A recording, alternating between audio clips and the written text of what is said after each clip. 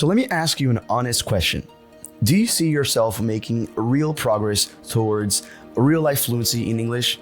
I'm talking about speaking with confidence without translating in your head. Are you getting there? Well, if you're watching or listening to this lesson, I'm sure that is because you have succeeded in going from a basic level to intermediate, but how long have you been at intermediate? And are you sure that you know what to do to get to an advanced level? So in today's lesson, we're gonna tell you exactly what are the things that you need to stop doing that are wasting your time, and we'll teach you the method that actually works and that'll help you level up your English to advanced real-life fluency in English. Yeah, real-lifers, global citizens. This is Izzy from Real Life English, where it is our mission to guide you beyond the classroom, to speak English confidently and naturally, to connect to the world, and to actually use your English as a doorway to the life of your dreams. All right, Ksenia, so I thought that for this episode, we could really pick your brain to understand how to solve the issue of getting stuck. And is this something that you've ever noticed with your students? Yeah, I actually did. But wait a second. What are you going to do? Pick my brain? What does it mean? Could you define it, please? So when you pick somebody's brain, you're going to ask that person questions because they understand a lot about a certain topic and you want to understand too. You want to gain more knowledge about it. So you ask them questions. You pick their brain. So have you ever had students with this issue? I did. So actually that's, I guess, one of the most common issues that some of my private students came to me with, right? They were asking to help them break that plateau. You know, they felt stuck at the intermediate level. Yeah, that is so common. I think most of my students that I had in the past when I used to do private classes, they were all somehow, some way just stuck at intermediate. They were in this plateau.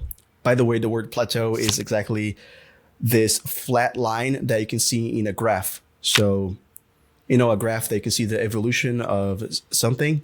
So if progress stops, if you stop going upwards in a graph, then you get a plateau. It's just a flat line.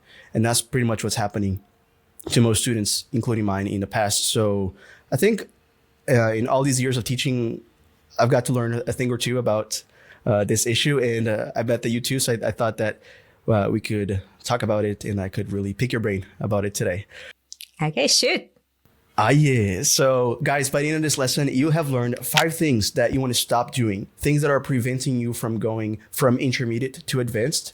We're also going to give you a live demonstration of the actual method you need to use. And at the end, we'll also give you some extra tips to make things really easy for you. And by the way, if you want to learn with more lessons like this to help you achieve your fluency goals with the real life stories and examples, hit the subscribe button and the bell down below so you don't miss any of our new lessons. Now, Ksenia, I want to get started with the first thing that students normally do, that learners normally do, that is not really helping them achieve an advanced level. And this thing is attending classes at a typical language school. So this is the typical classroom experience that most people know. And to investigate this, I spoke with a friend of ours that you and I have, and I'll tell you who that person is later. But this person spent 5 years attending classes at a language school, at an English school, and she never got to develop her fluency. Now, she told me that their method was pretty straightforward. You know, she'd go to class twice a week and then do homework once a week. She told me that she was a good student, you know, but she wasn't seeing the results. Now, why do you think this is a method that doesn't work? It is so widespread, right? But it doesn't really work. Why is that?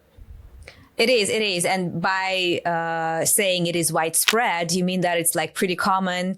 Almost every country has their own like popular or less popular schools, offline schools with selling courses and students enroll. And like you said, they don't get to see the results very often. Yeah. So what's happening in those traditional schools is that very often, unfortunately, hopefully it's been changing, that it's a traditional teacher-centered model. So the whole focus is on the teacher lecturing, giving the information, and students passively receiving it, right? That's the first issue with that. We know that we're learning English for communication. We're learning their language to use it in real conversations. And that's not what's happening in the classrooms, right? The problem here, what I see is as soon as you leave the classroom, you also forget about English. So English becomes something isolated, something that is associated only with the environment of the classroom and with those textbooks, like you said, as a school subject, exactly, right? So you don't get to leaving your English. It's not related to your day-to-day activities. You haven't made it a part of your life. So it's only that subject that is associated with this environment of the classroom.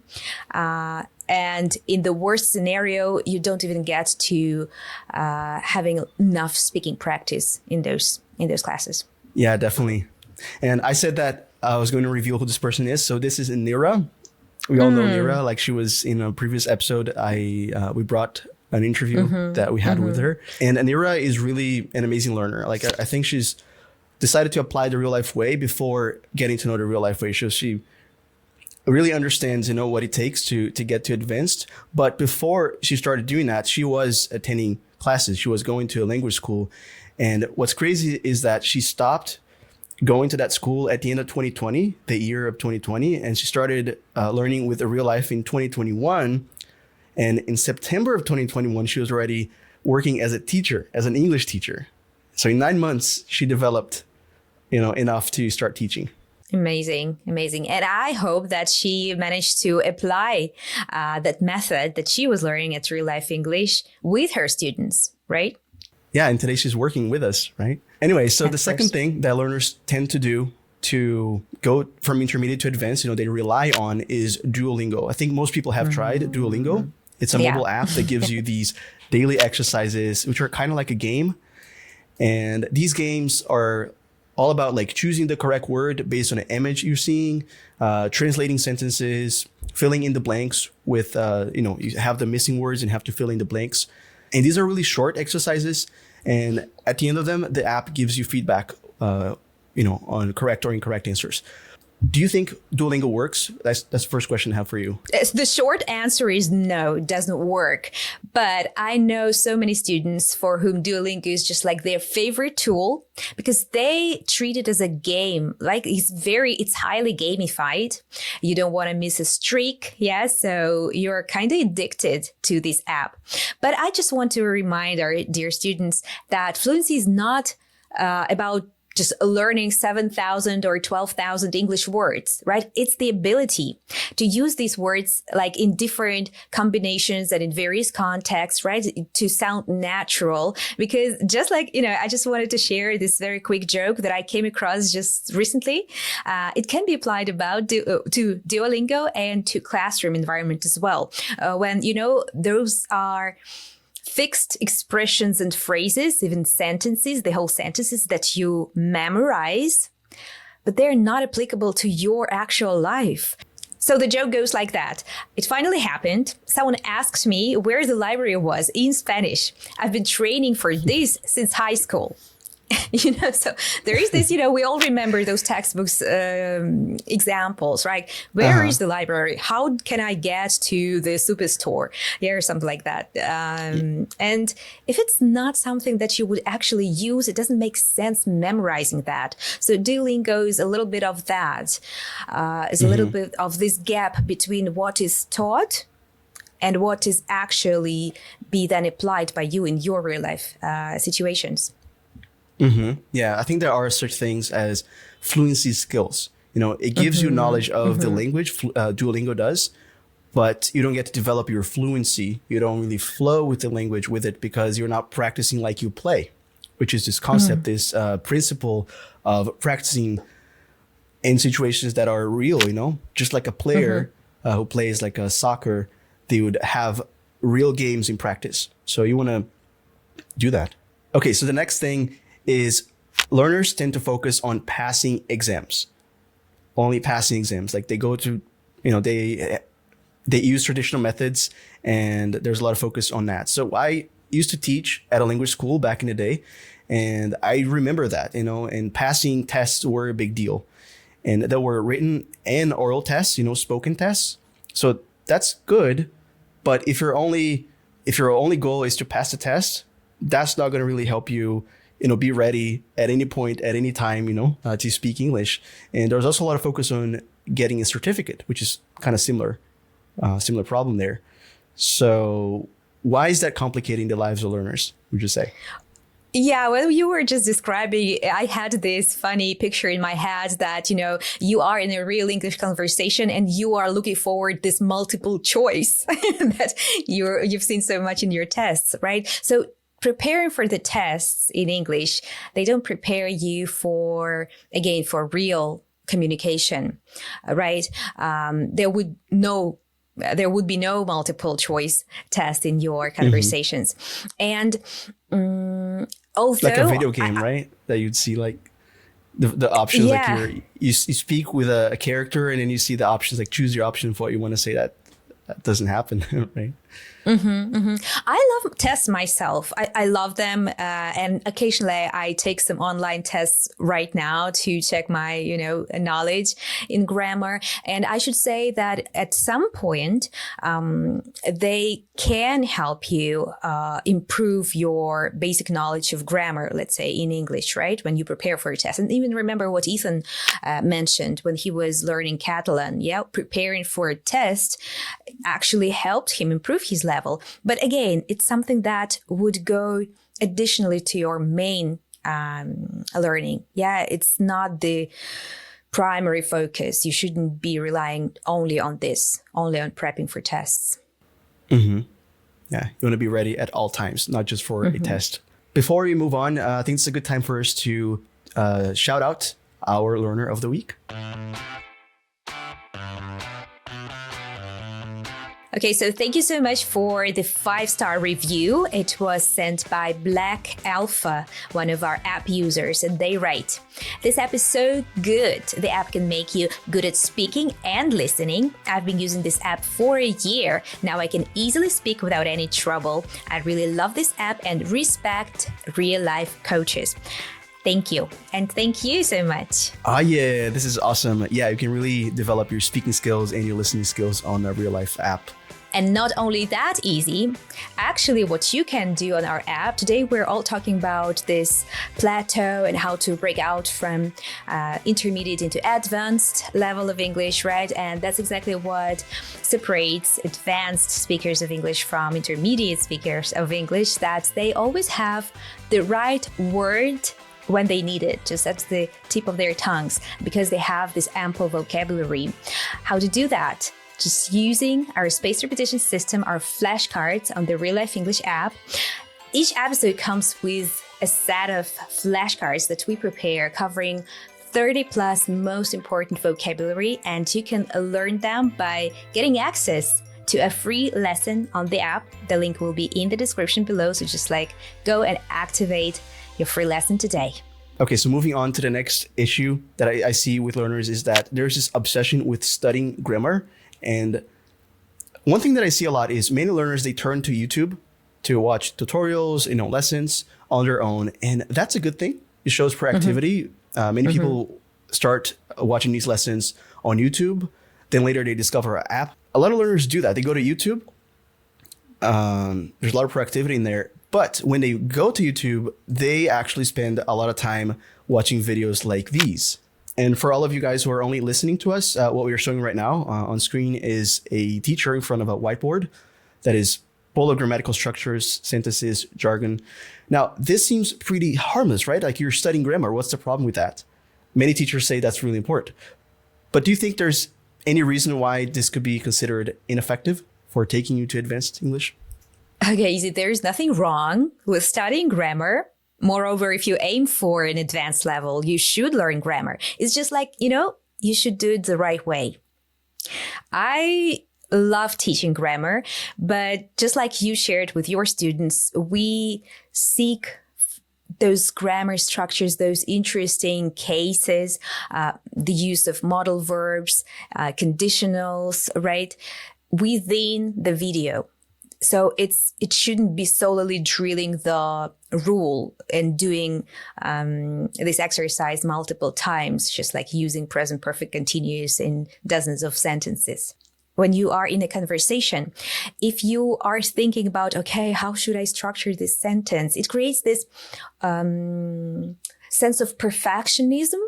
And that really hinders you from being fluent, from feeling natural and confident, because all you're thinking about is this grammar, how to build a sentence. That's not what you want, right? In real fluency. Use a nice word there. It hinders. Preventing you being an obstacle to your confidence, right? I do think that this is an issue of mindset. It's not a problem to study grammar, but when studying grammar makes you get into the mindset of that perfectionism, that's a problem, right? So you study it, but when it's time to speak, forget about it. Be natural. Don't worry about making mistakes. So Izzy, you shared today about your own experience with your students, right? I also wanted to share what I've seen. So I used to teach IT students, and what I've seen a lot there is that people get overly confident with their current level. So they don't want to leave that comfort of upper intermediate, and they don't see how they can't break through, right, to the next level, to the advanced level. So they have no issues understanding like videos or during the meetings. Yeah, they understand perfectly. They also don't have so much trouble expressing their thoughts or getting their messages across, but they tend to use the same vocabulary over and over again. That makes their speech a little bit dull. They were lacking this real flexibility, this real fluency to make jokes in English, to express their bright personalities, to, add those, spice up their language, right? That's what I've noticed a lot. And that's exactly what you can do by using the right method, what we're gonna show today, right? Exactly. So this is a good segue, actually, 𝗥𝗲𝗹, for us to talk about this. Like, what is the right method that you guys need to apply, that all of you guys listening, watching this right now, that you need to apply for going from intermediate to advanced? Because we talked about 5 things that people tend to do. And I even think that some of those things, if they're slightly adjusted, they could be really beneficial. For example, attending classes, like going to a language school. I think if time were spent differently there could be a lot of progress. I remember with my own students, because I have taught at a school, but I've also had private students. So with my private students, I would pick a TED Talk. Then we would watch that TED Talk together. We would dissect it, all the vocabulary, the pronunciation you could hear, the context, the meaning of everything. And then for homework, they would obsess over it and keep watching it and learn even more, take note of all the words. And while we did it, we would also discuss it. So it was really a full, complete lesson that I would have with my students. So teachers could be doing the same in these schools, but most of the times they're not. And what's great about this is that this is also how real life English, how we teach students, learners, how to go from intermediate to advanced by activating your English. Now, 𝗥𝗲𝗹, this superpower that we have in our methodology, the real life way, activate your English. What is that? Could you give our learners, our viewers, listeners here, a brief explanation of it? So you're talking here about this deliberate practice, right? So there is time of passive input when you're consuming, when you're watching videos, listening to the podcast, listening to the music, right? So this is something you do passively. And when it comes time for deliberate practice, you sit and you maybe write out some words or look it up, look those words up in the dictionary. You work with a mimicking method. Yeah, so everything you do to actually activate your English. Yeah, you have that curiosity for the vocabulary, the sounds, everything you hear, and then you deliberately practice all of that, especially in real life situations, right? So this is what that means to activate your English. And we're going to demonstrate that now with a TED Talk. Why not, right? So we chose a TED Talk clip for us to watch. It's short, it's just about 40 seconds. And then we're going to dissect it and show you how you can do with all the media that you consume, all the movies, the books, this podcast also, which, as I said, you can do that on a real life app. We support you in doing that because, again, we give you all the vocabulary flashcards you need with the advanced words. So it's really helpful. Do you want to do this, 𝗥𝗲𝗹? Yeah, let's do it. Be human, write like a human. I see this in journalism all the time. I don't understand what happened to our species that when you put a pen in our hand or a keyboard in front of us, we suddenly stiffen up, think we're a Harvard professor or we're Walt Whitman. and we try to show off in our writing. Like if I was talking to you in the bar, I'm not going to use SAT words. I'm not going to talk in acronyms. I'm not going to use wordy clauses. I'm going to talk like I'm talking to you now. I'm going to talk like a human. So stop. Stop using those big terms. You think that people think you're smart when you use them? They don't. They just want to throw a shoe at you. What I like about this video is it is so emotional. His speech is so emotional. Though, again, this is a perfect exercise for mimicking, living this through, like learning and trying to reproduce those emotions. Yeah. And like even reading the sentences with the same emotion.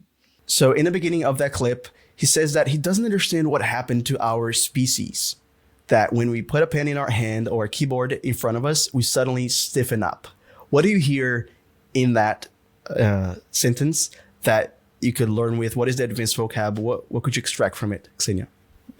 So first of all, just to explain a little bit, we are dissecting this whole text in terms of vocabulary, right? Pronunciation, cultural things, and some grammar as well. So in terms of vocab, there is this interesting word that students may not be familiar with. It's the word species, how he pronounced it, the speaker in this TED Talk. And also there is another variant, which you can hear in some other videos, which sounds like species. So there are already like two variants of pronunciation, which is an interesting fact.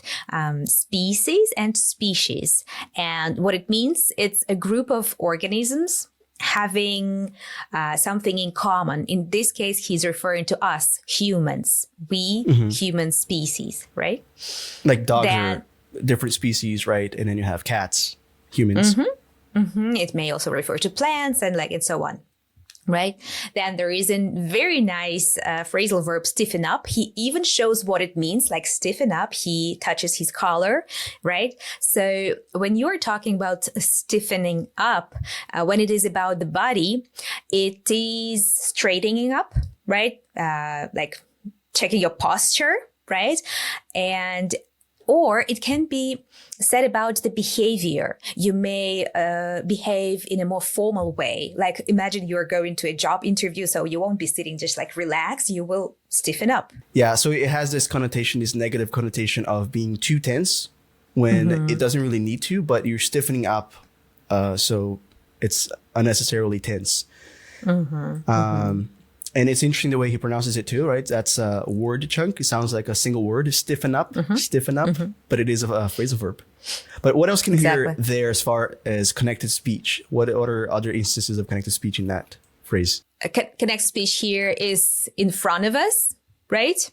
What happened to our species? That's when you put a pen in our hand or a keyboard in front of us. So that's the first thing that I hear. So in front of us, we hear this drop of T and becomes like in front of us. And this is such a common phrase. You just want to learn it the way it is with the connected speech, in front of us.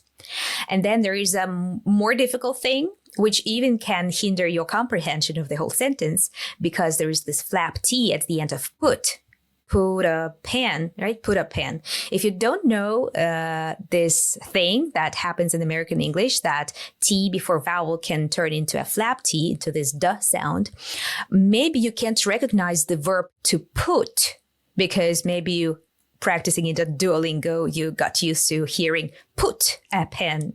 But actually he pronounces like put a pen in our hand.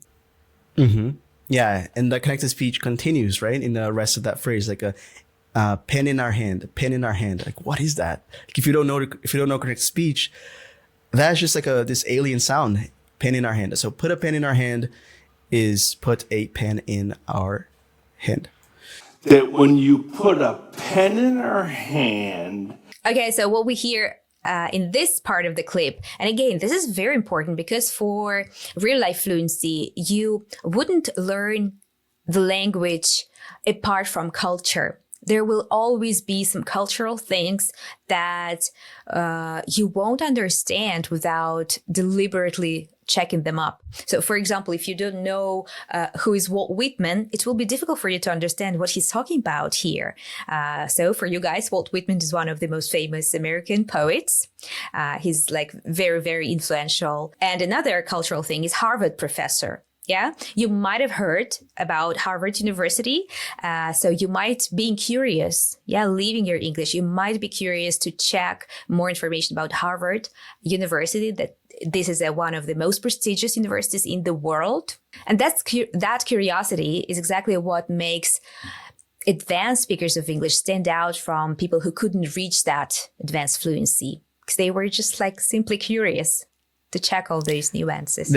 This is funny. That's exactly what I would do, like a lot. Really, like I'd be watching something and then I'd pause and be like, okay, where should I search? Like a dictionary won't give me this. So I'd go to Wikipedia and I'd spend so much time on Wikipedia and I'd lose track of time. And then by the time I was done, reading the article and then another article that I clicked from the first one, by the time I was done, it was like an hour had passed. It was like, wait, I need to go back and continue watching the clip. But yeah, moving on, he says that we do that, like we think we're a professor, a college professor, or Walt Whitman, because we're trying to show off in our writing. What does that mean, to show off in our writing? What a nice phrasal verb. So to show off is to boast. And there is a slight difference between these two words, to show off and to boast. Both mean to speak proudly about yourself.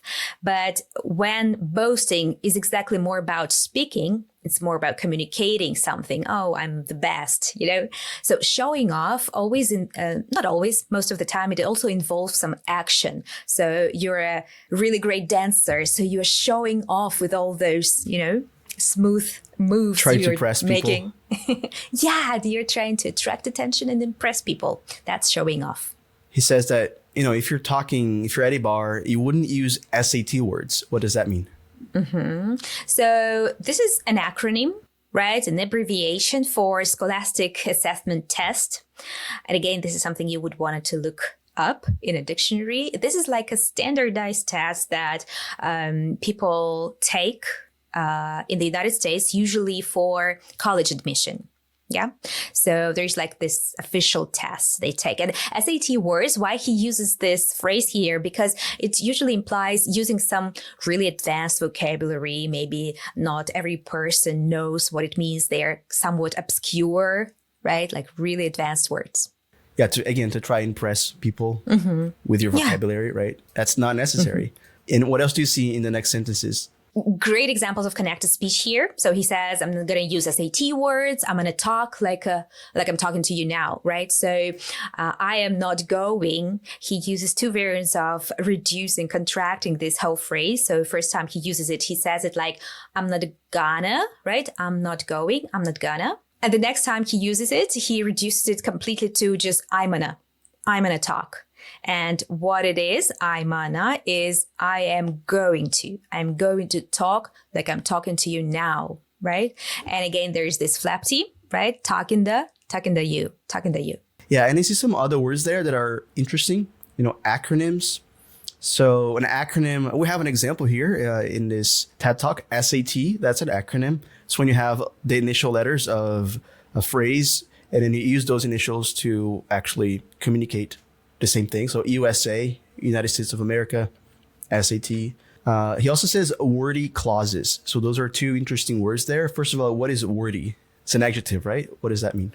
Explaining these words, I really want to give some tip for our students here. So you probably know the word word. If we know what the word is, probably we can guess that wordy is just using too many words. You can remember this pattern from like rainy, dusty. Yeah, dust. When there is too much dust, it is dusty. Right? So it's the same with this, wordy. And clauses, a clause is a part of a sentence. So if you have a long sentence, usually it has parts divided by commas. So one part of a sentence is called a clause. This is a great example of how you can extract all this knowledge from a piece of text or a piece of media without necessarily studying. Like you're not viewing yourself as somebody who's studying, sitting down and reading the textbook, or something like that. You are watching a TED Talk, and while you do it, you're activating your English. So you're living your English because you do want to watch this TED Talk. If you don't, if you're not interested, pick another one, pick a TV series, a movie, and apply this method. Because by doing that, you're going to be activating your English. So instead of just passively learning with the media, you're going to be activating, which is the key to success. And let me just give a challenge to our students, because we haven't explained a piece of grammar which we can hear in this 40 seconds clip. So I would just challenge you guys, rewatch this clip and find the mixed conditional in this clip, this very short clip. You can write us in the comments or shoot us an email explaining if you could find it.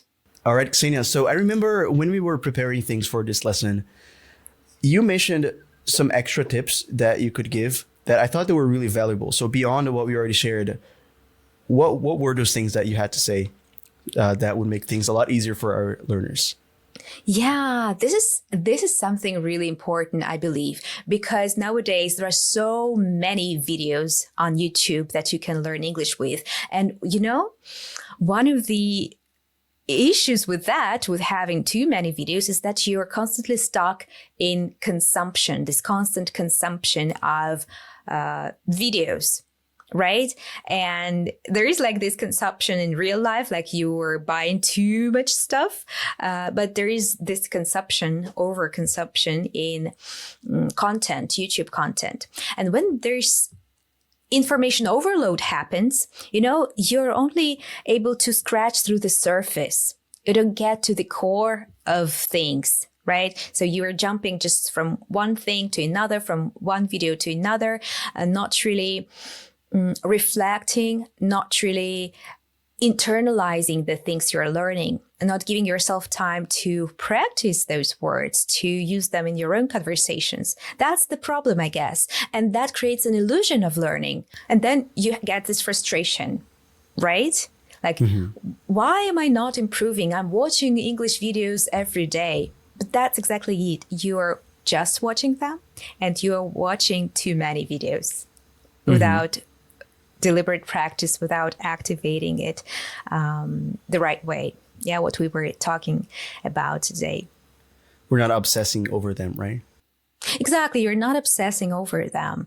And that might sound funny, but when we are in this constant rush, we get stuck. Because then just like it's something breaks and you don't understand anymore. You don't see the progress. That's one thing that we talked about in a previous lesson that we interviewed Nira, the learner that we mentioned earlier in this lesson. That's exactly what she did. She would obsess over our podcasts. That's what she did when she stopped studying at the language school.